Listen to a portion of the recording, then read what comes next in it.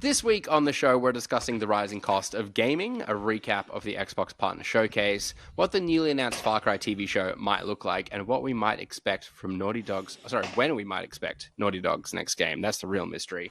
I'm your host, Ewan, and I'm joined today by my fellow gamers and co-hosts, James. Hello. And Shannon. Hello.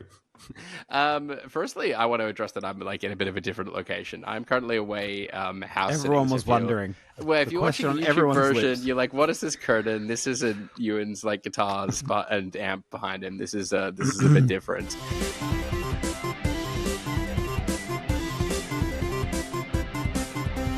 We've got plenty to get stuck into today, though, so I better crack on, get stuck into it. A couple of weeks ago, Valve announced the Steam Machine alongside a new controller and VR headset. A Valve developer has since appeared on the Friends Per Second podcast, saying that they're aiming to have the Steam Machine priced, quote, competitively compared to PCs of similar spec, but it's, quote, a hard time to have a really good idea of what the price is going to be because there's a lot of different things that are fluctuating. Amongst other factors, that could well be a reference to the skyrocketing price of DRAM, driven by increased demand from data centers powering AI services. There's chatter too, largely from sources speaking to the Moore's Law is Dead podcast. Sorry, not podcast. Moore's Law is Dead is YouTube channel, I think.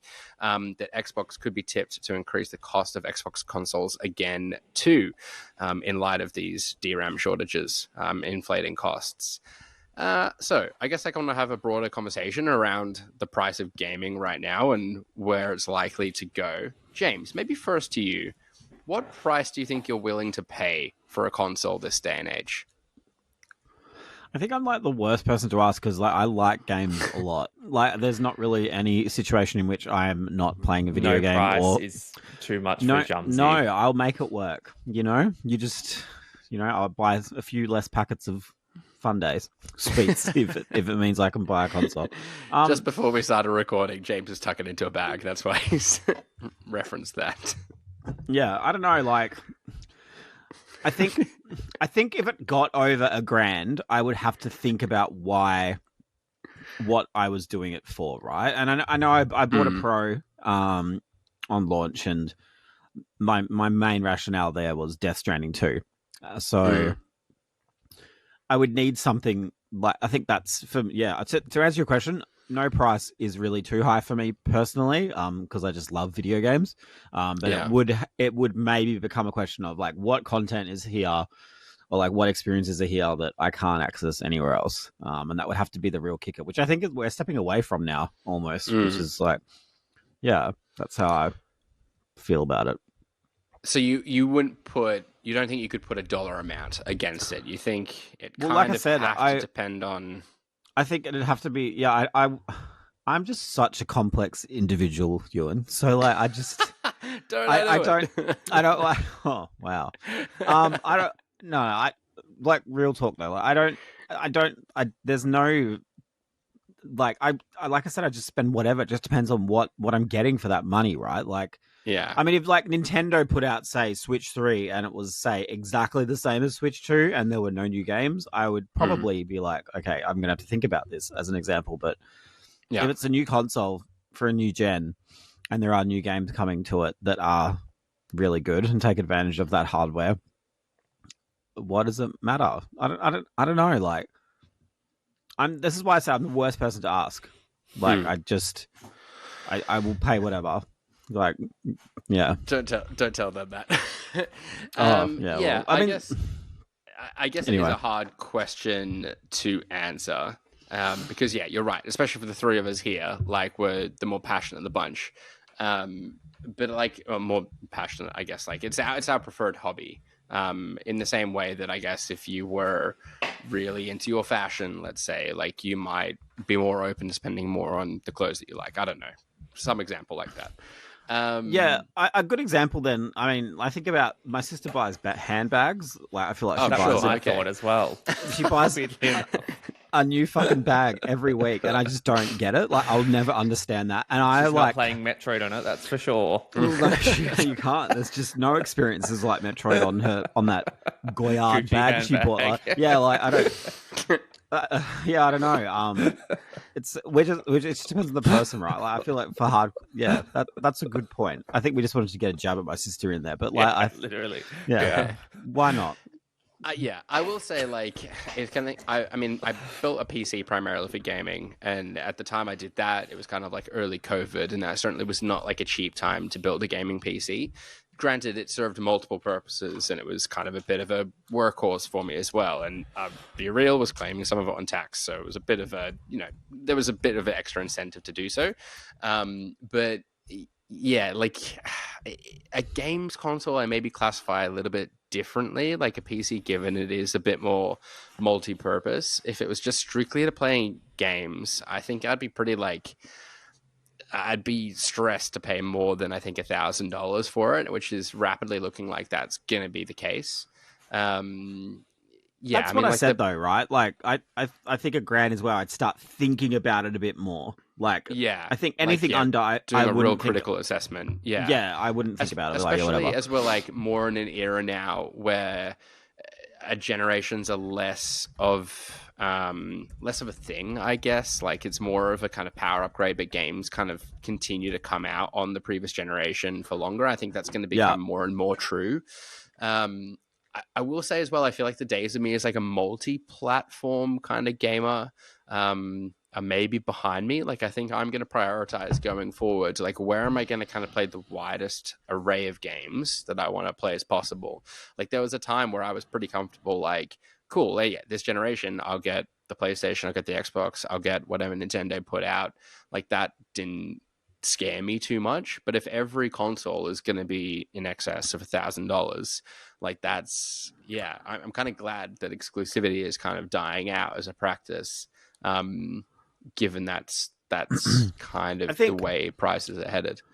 I think as well, like, maybe it's not necessarily ruling it out, but more, I wouldn't say buy everything at launch blindly. Like, I'd probably wait until there's maybe 3 to 4 killer apps, as they used to call them. I don't know, people still do.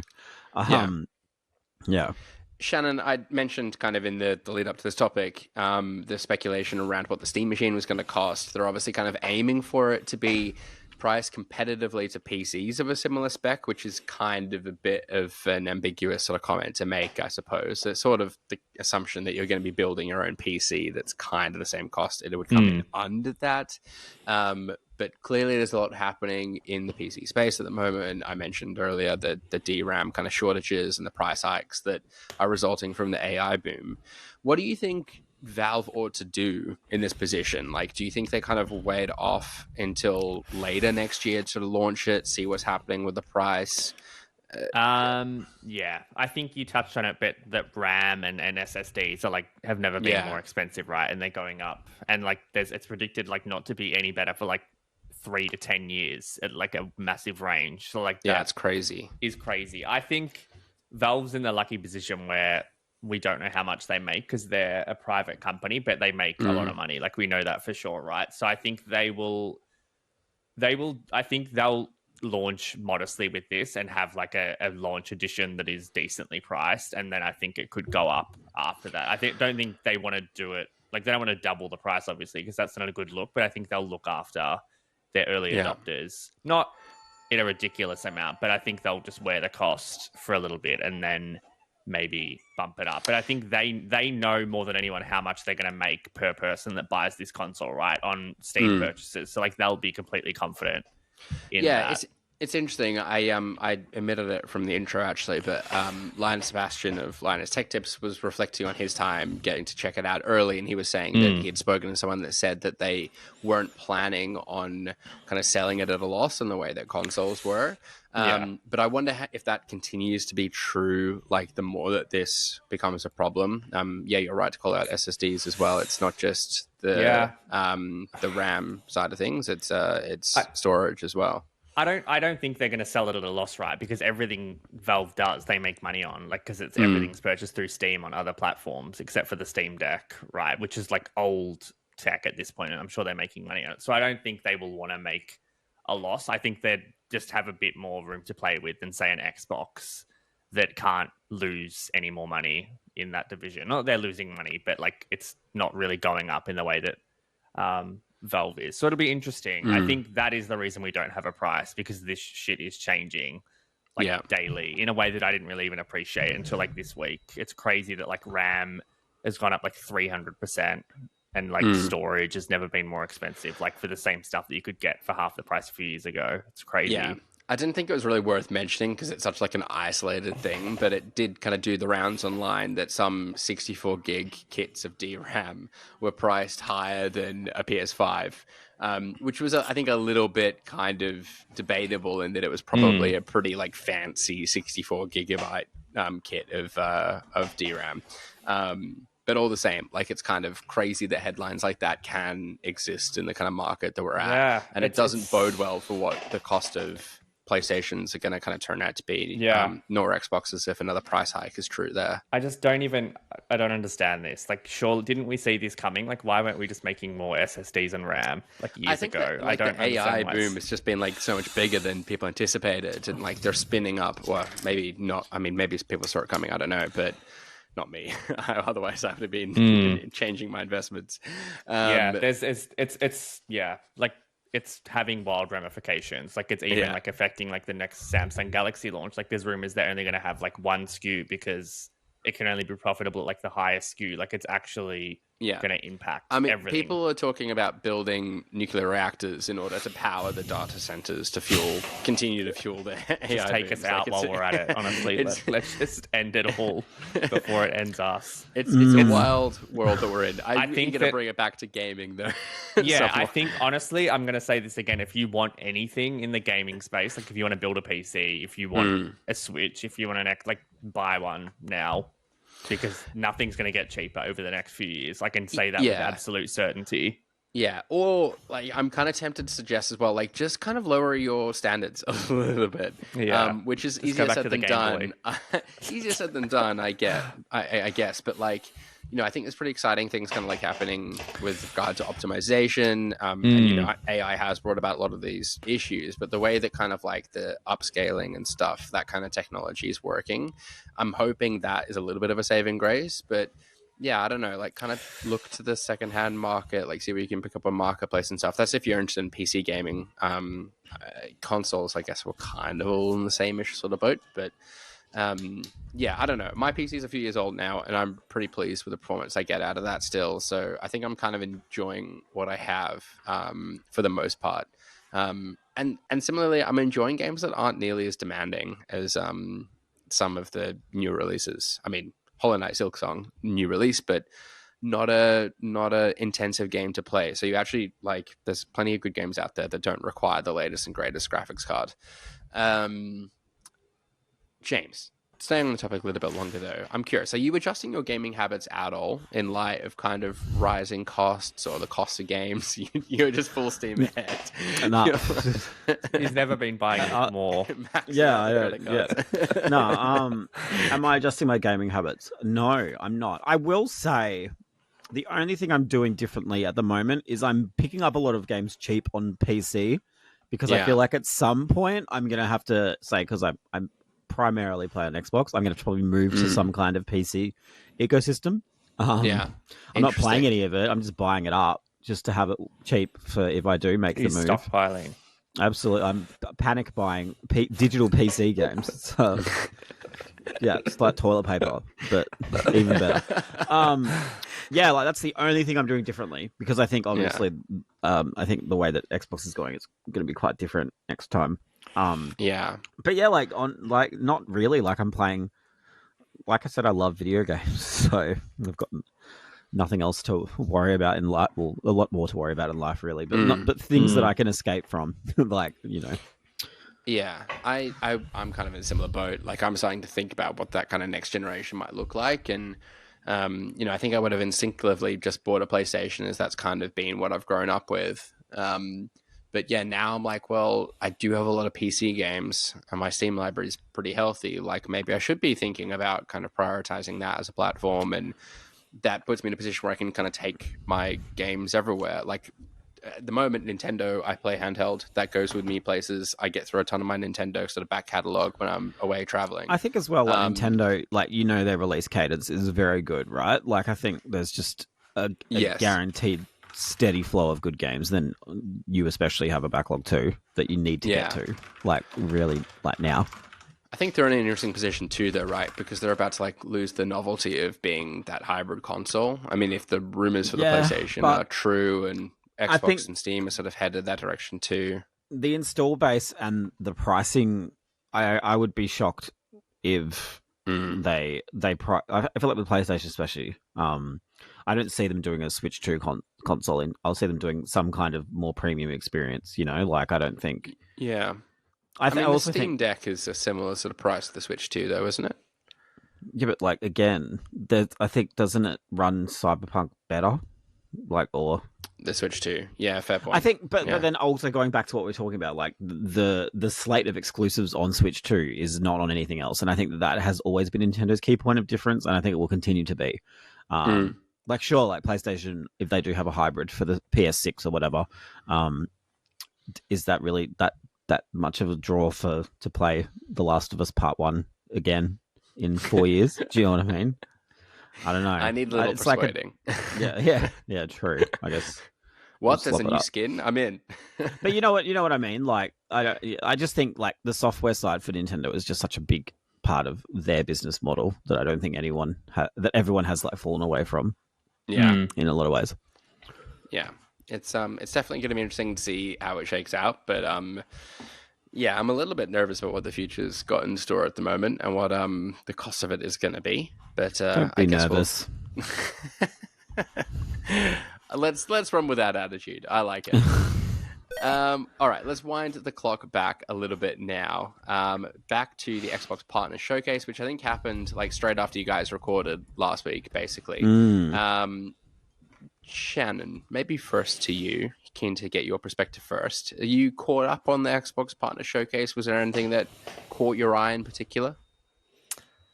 A lot of interesting stuff. Like nothing crazy, I would say, but a lot of cool like James Bond's games. car. Did that excite you? That's one of those games we're going to keep fucking seeing every second day, and just like like it sounds like they've got to deal with everyone. What do you? Well, I mean, Aston Martin. Like, I feel like that's. Oh, do you mean like? Oh, you mean James Bond has to deal with everyone? Well, I just think it's the game that we're seeing in every showcase. Yeah. I don't have any against it. I mean, it looks like a Mr. Bond car. Like, it doesn't feel surprising. Mr. Bond car. Yeah, it's cool. Games that stood out. Yeah. Bit of I love Dave the Diver. I didn't even know that wasn't an Xbox, so I'm glad that that's there for those people to enjoy. The Xbox crew. Long been on the way. Reanimal looks good, but we'd seen that before, hadn't we? Yes. Yeah. And Zoopunk probably the other one that stood out. That was a relative theme, I think, of this showcase. Was a like fair amount of stuff we had seen before, but there's a few new announcements. Roadside Research looks interesting. Looks stylistically cool. Yeah. Are you just recapping on all these now, or just like assessing the base of the thumbnail? No. I had watched a few of them because I had to do the header for this thing. Everything looks okay. Just nothing. How random. Because I had to do the header. That's good. Yeah. I don't know. Everything looks okay. There was just nothing crazy. I'm gonna jump in and help you out, please. I thought, I'm now blanking on the name, which is embarrassing, but Armistice. I thought that looked interesting. I'm a little bit concerned that it's from like the Godfall devs because that game really did not do a lot for me. But like it almost looked a bit like Outriders kind of meets Bloodborne or something. It's a strange comparison to make, but it kind of had the sort of vibes of both to an extent. So I'm curious to see how that comes together. The other one immediately caught my eye was Crow's. Is it Crow's Sworn or Crow's Sworn? Crow's Sworn, I reckon. Crow's Sworn. Like sworn in by the crows. To the crows. Yeah. The birds are chirping. Put it that way. Just because like a Metroidvania very much my jam at the moment. So I'm right with I think it was it you doing the write-up of this, or was this Brody doing the write-up? I'm with whoever was professing their love for Metroidvanias. It would have been Brody. It was Brody, yeah. And then lastly, Tides of Annihilation as well. I that think was just good. Kind of I reckon. Yeah. I first I was a bit like, it's like those weird, I don't know, mobile games made in Korea that amount to nothing. But this looks like a pretty solid like Devil May Cry clone. Yeah, which there's not enough of. It's kind of like an apocalyptic sort of London or something. Yeah. Is that right? Yeah. Yes. Yeah. Yeah, it kind of took my interest as well. But it looks stunning. Just all the environment art and the kind of character design and stuff too. So yeah, interested to see how that all comes together. Were there any others you wanted to shout out, James? I did. Total Chaos interests me. I downloaded it. It's on Game Pass. Apparently it used to be a Doom mod, and now it's like they've like completely like fledged it out to its own game, and it's very like RE7 meets Outlast vibes. But I have also heard it's like glitchy as fuck, so I don't really know if I want to bother yet. But I'm keen to give that a shot at some point. I agree with Shannon. I don't know for the same reasons, but I think Zoopunk does look cool. I think Fist was like pretty cool. That was like a really underrated game. I don't know if anyone played that here. But this is like their second game. And then I have heard from Brody that this other one, what was it called? Clover Pit is meant to be like devilishly addictive in a similar way to Balatro. Okay. Yeah, I think you play as a slot machine or something. It's like a roguelike. It's like a roguelike pokey. So maybe that's just like the Frankston and Brody coming out. But I think like it could easily like get me too. So I'm gonna play it. It's installed. But I'm not gonna get into that until I've got a bit more time. Maybe a plane game. Who knows?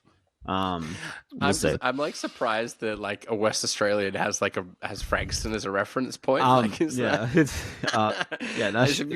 something you've just picked up from us? Or nah, Shannon filled me in. So yeah. I don't think Brody's not even from Frankston. I think he's maybe lived there for like a week or something. I don't know. I'm feeling sorry for everyone in Frankston now. It's rough. The other one, in the spirit of like indie kind of like, or like spiritual successors, like an indie hit, it's more of a direct successor. But the new game from the Vampire Survivors devs looks interesting as well, as their kind of take on like on a deck building dungeon crawling roguelike, which I'll admit, deck building games don't like speak to me terribly much, with a couple of exceptions. But yeah, I don't know. This kind of reminded me a little bit kind of like just Severed, I guess, like in its kind of approach to dungeon crawling, which had me a little interested. But yeah, I think like all in all, like a reasonable showcase from Xbox. It was like a solid 6, like out of 10. Yeah, like maybe even a 5.5. But which was probably better than I was expecting, right? So I mean, Brody thought Half-Life 3 might have been announced. So yeah. Obviously. Did he really? Was that? He brought it up, didn't he, last episode? I feel like I wasn't on it. Yeah, I feel like he brought Half-Life 3 up for a bit, and I lambasted him, because I was like, what would that even... Yeah. There was like a wave of anticipation, like the last fortnight, I guess, that it was going to happen. But it was never going to happen at a showcase like this. Like, if that happens, it's Game Awards, it's... like SGF, it's something like that, right? It's or their own thing, honestly. Like the waves of anticipation were breaking. Put it that way. We're breaking. All right. Let's chat about the Far Cry TV show. A TV adaptation of Far Cry has been announced, coming to Disney Plus. I believe it'll be here in Australia. Are you tucking into your bag of lollies? I can hear the rustling of plastic. Sorry. I was trying to clean up my desk. Sorry. I didn't know that came through. No, it's all good. You're excused. It's co-produced, the TV adaptation of Far Cry, that is. It's co-produced by Noah Hawley of Alien Earth and Fargo fame, and Rob Mack, formerly Rob McElhenney of Always Sunny in Philadelphia and Mythic Quest. Rob Mack is also set to star in the show, as it appears.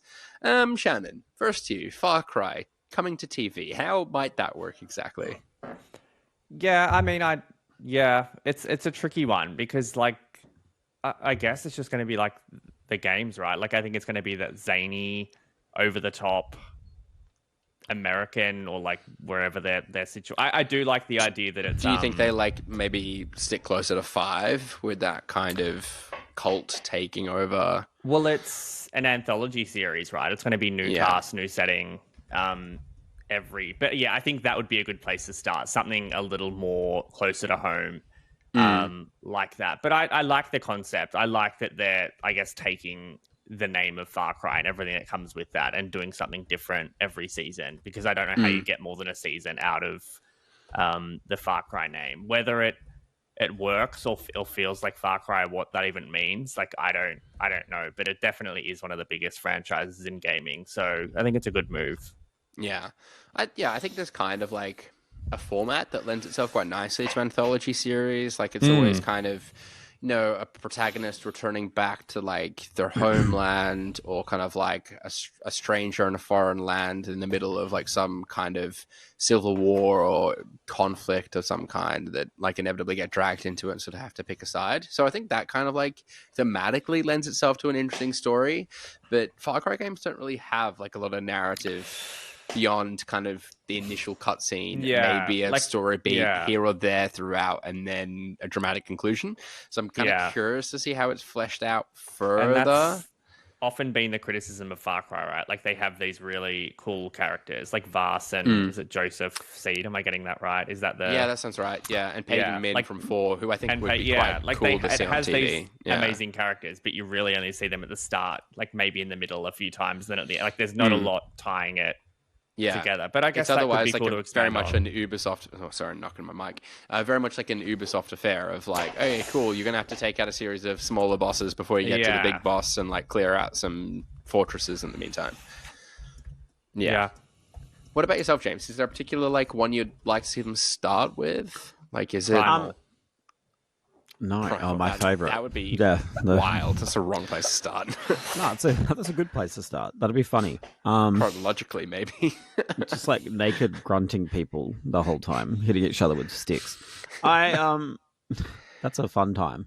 I don't know. I think like maybe the right way to go about this, I think they should do their own thing. I don't think they need to kind of retell, say, like. Okay, that's a good idea. I mean, there is like, I guess there's like Shannon was saying, there is more space to say tell the story. Although the DLC did tell the story of Vass and Pagan Min and stuff, but like I definitely think you can do more with the show for sure.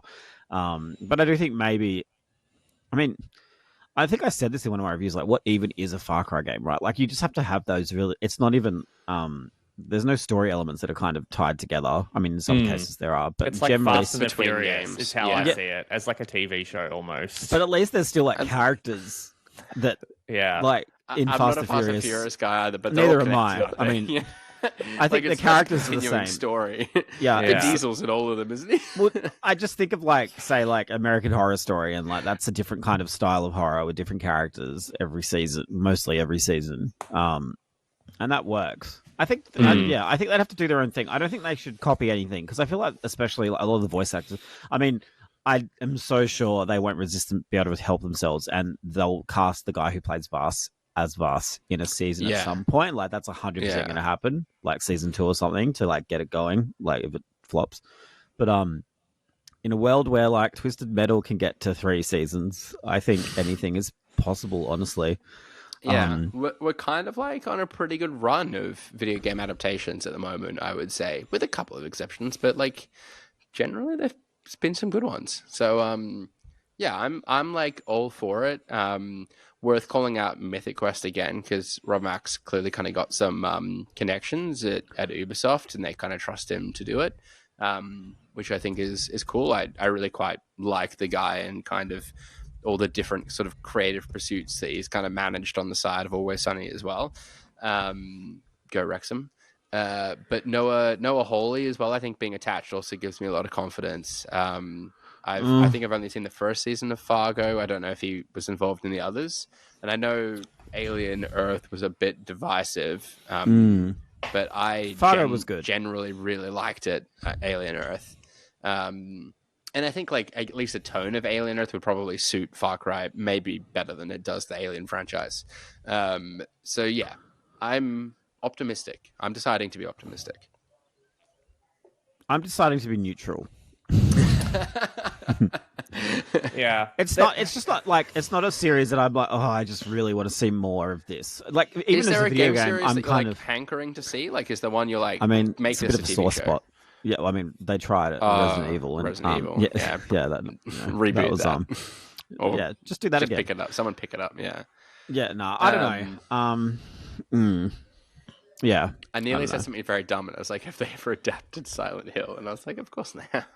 There's literally a movie coming out in 2 months, next month ish. It looks awful, but Silent Hill's a good one. I mean, I don't know why we're talking about this now, but I'm going to say it anyway. You could do something with Silent Hill like that, like the town, and just people who go to the town and that there's stuff to explore there.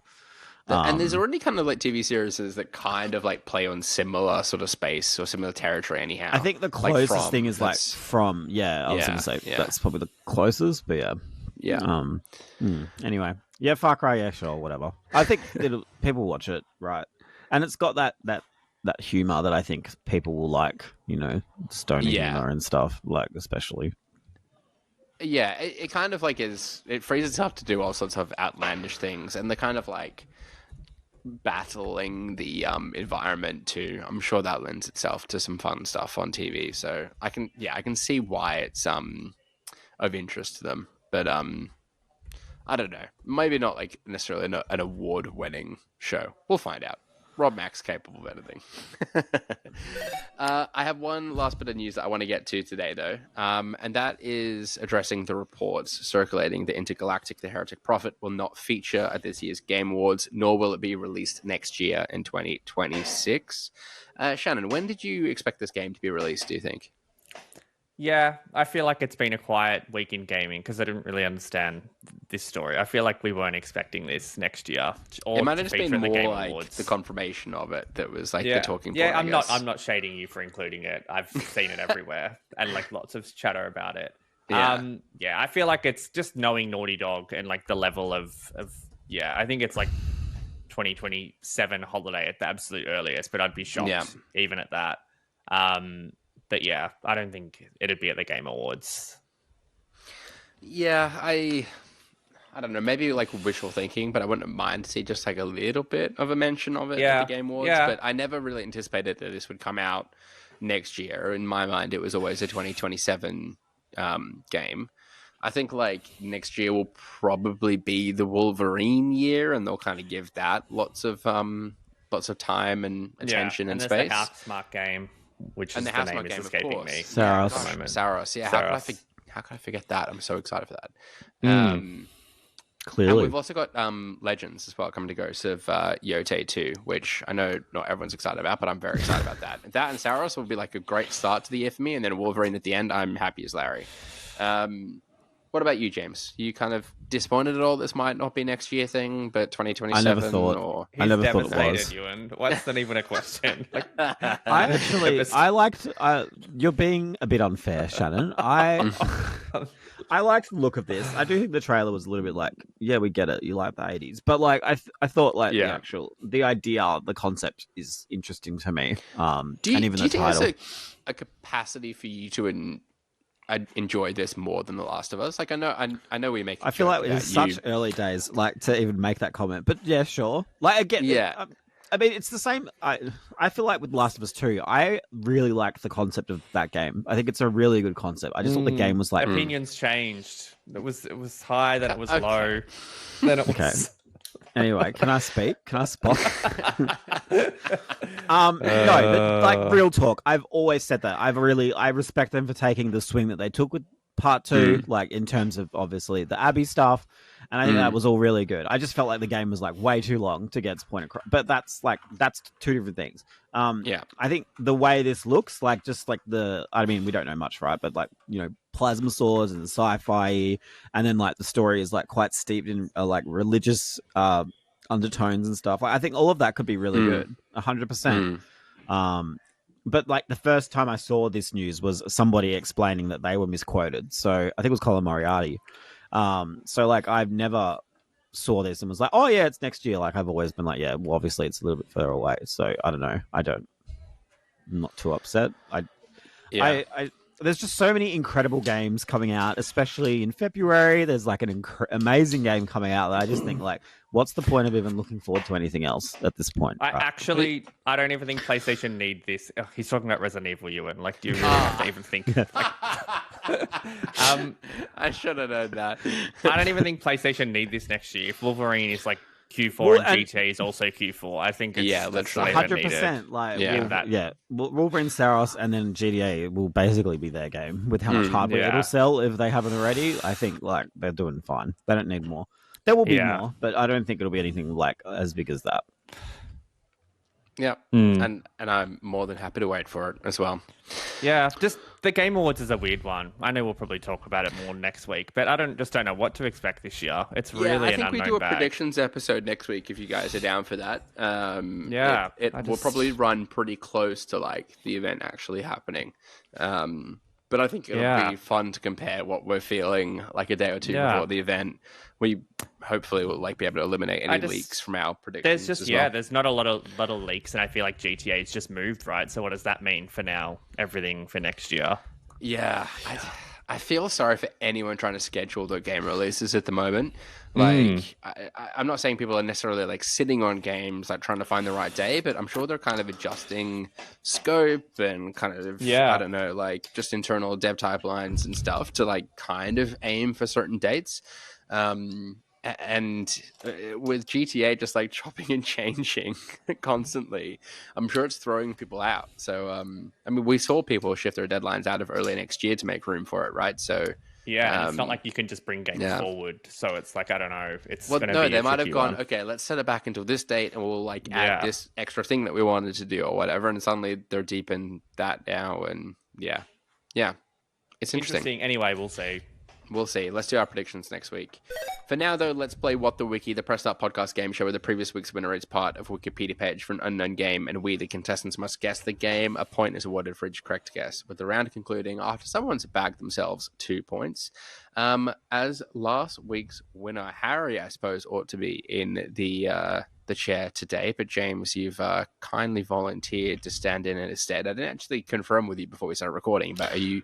No, you didn't. But I can whip something up. Oh, you gonna try to wing it? Yeah. Are you down for that? Otherwise, is there a trivia question in my midst for me to reclaim my points? Wow, you haven't even prepared that, have you? I haven't. No. No, I haven't prepared that. I can try to whip something up as well if you like. That would be great. Thank you. I'm just whipping it up now too. So while we do that. Is anyone playing anything? Is anyone Evil trivia playing anything this past week? Little bit of Kirby. I don't know if it's I need more time into it. What do you think? It's just a lot. It's very chaotic. It's you need one to spend button. Time with it. It's like you just press the button. Yeah. I love James is meant to be like buying himself time in order to research. I know. This. Now it's just taking. No, I'm doing both. One man show. One man, one button, as they say. I will fill in some time and talk about my ongoing saga with Hollow Knight, and maybe actually like an interesting use case for AI that I've found as well, which is a bit gross, but anyhow. So Hollow Knight, I'm finally in Act 2. I will say I put the game down for a long period of time, played other things, and just come back to it. But I'm in Act 2 and discovered I missed a ton of stuff further back. So I'm circling back to like try and collect up all my masks and everything, but continuing to love the game and like especially delving deeper. Oh, okay. Well, I'm on a roll talking about Hollow Knight now. Yeah, but we're losing the audience. I didn't get to my AI trick. Okay, go. So hurry up. I was stuck in the mist for a good while, and I was like, I'm really not sure like what I'm meant to be sort of doing here. And then I was like, well, okay, rather than consult a walkthrough or like have it spoiled for me, let me try asking Gemini for a hint. And so I did that. I was like, can you just like give me a hint at what I'm meant to be sort of doing here?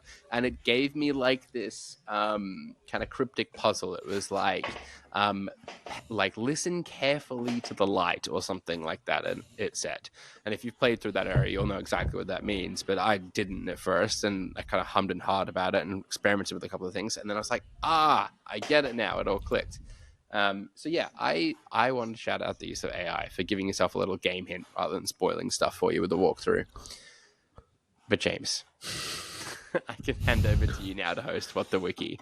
I like the Take idea it that away we when you're might ready. not have fresh drinking water because Ewan didn't know what to do in Hollow Knight Silksong. It's a good use case. Yeah. Very Anyway, that's the Ewan Roxburgh experience, I guess. Always looking out for your Anyway, okay, we ready? I've got 3 fair. games. Yeah. They're very random. I'm warning you. Okay.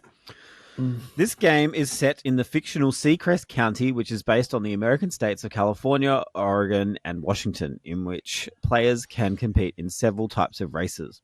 Players can compete online, which includes additional game modes, such as something. The game features a new social interaction system called the Autolog, which is a network that connects friends. Oh, shit, Shannon. Is it Burnout Paradise? No, Shannon, it's Ewan? not Burnout Paradise. Yes, Ewan. Is it Forza Horizon 3? No, it's Oh, not. did I just Shannon. get the wrong number? No, Yes, no. Shannon. Are we playing this game?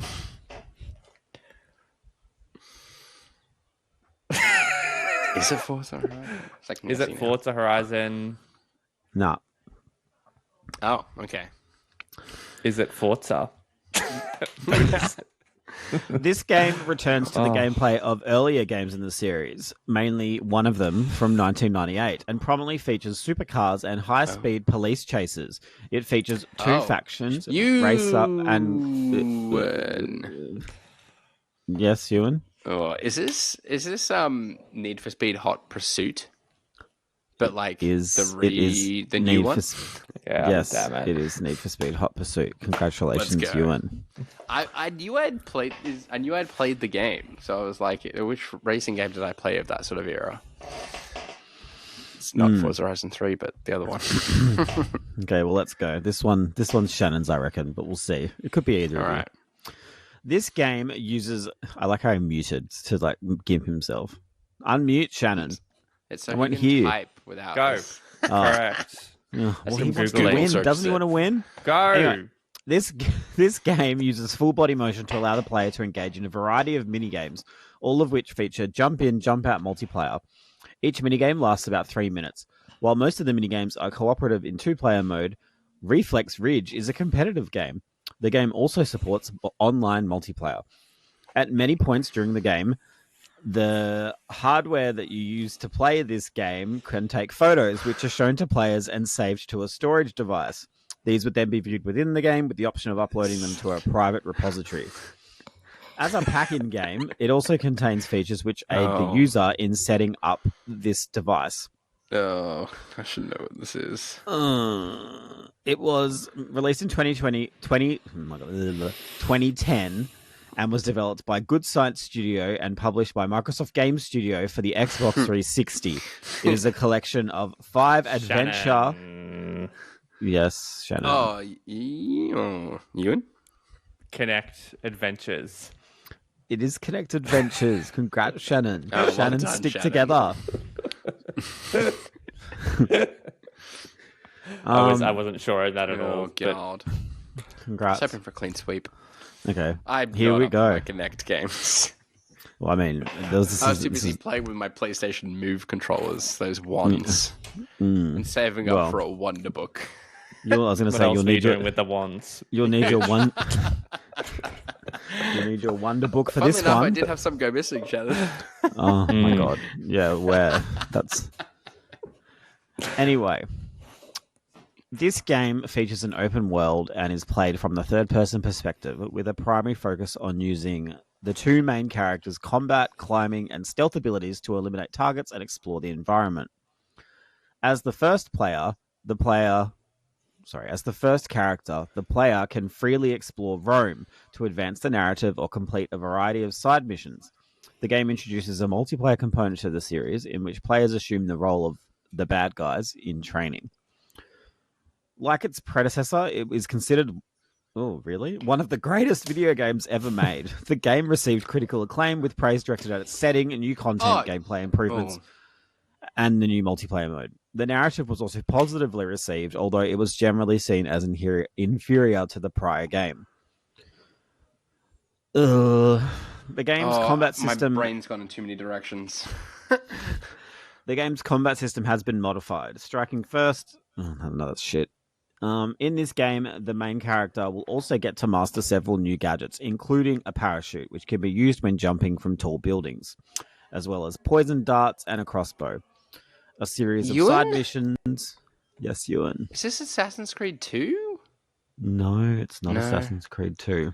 A series of side missions given by another character allows the player to briefly use their war machines, such as a cannon-equipped kite and a prototype tank. The primary setting of the game... I can't believe you guys haven't got this. The primary setting of this game is Rome, which has fallen into ruin due to the corrupt ruling of the Borgia papacy and the Templars, who have concentrated all of the wealth in the Vatican. So it's... Shannon. Go, Shannon. Assassin's Creed Unity. No! So it is an Assassin's Creed game. I can't confirm or deny. Shannon. Yeah, the game introduces Shannon was first for the next guess. Okay. Assassin's Creed 3. No. No. You're embarrassing yourself. Assassin's Creed Brotherhood. It is Assassin's Creed Brotherhood. Wow. Congrats, Ewan. Yeah, who would have thought? Those 3 games are 15 years old this year. Oh wait, I think I just lied. 2 seconds. They're 15. Yeah, how exciting. I was forgetting about the other Assassin's Creed games that were set in Italy, which was Brotherhood, and there was another one that was the Ezio Auditore sort of series, right? What was that one? It was like, wait, what? There's 2 Brotherhood and Revelations were the Ezio ones. Revelations. That was what I was thinking of. Thank you. Yeah. All right, James, for you to get a point back, I have a trivia question for you, which, look, this might be really easy, but I was trying to organize it whilst also doing the wiki. So, you don't have themes to pick from here. You've got just hit me with it. It's fine. You've just got the question. Yep. FBI technical analyst Grace Ashcroft is dispatched to investigate a series of strange deaths at what location in Raccoon City when her mother dies 8 years prior to the events of Resident Evil Requiem? Do I have to have the exact name? Yes, I need the exact name. Thanks, Shannon. This should be recent memory for you, so I tried to make it a little bit easier for you. Not it's a Resident Evil, memory. and it's recentish. It's a hotel. I know it's a hotel, but I don't. It's a hotel. Yeah. No, I don't know. The demo I played wasn't even in the hotel, Ewan.